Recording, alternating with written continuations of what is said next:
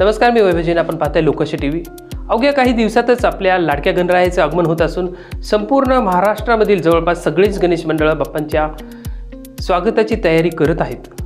आणि अशातच या गणपती मंडळासाठी थोडीशी त्यांना धाकधुकीचं बातमी आलेली आहे की खाकीने मात्र या गणेशोत्सव दरम्यान वाजणाऱ्या डीजेवर कडक कारवाई करण्याची भूमिका घेतली आहे.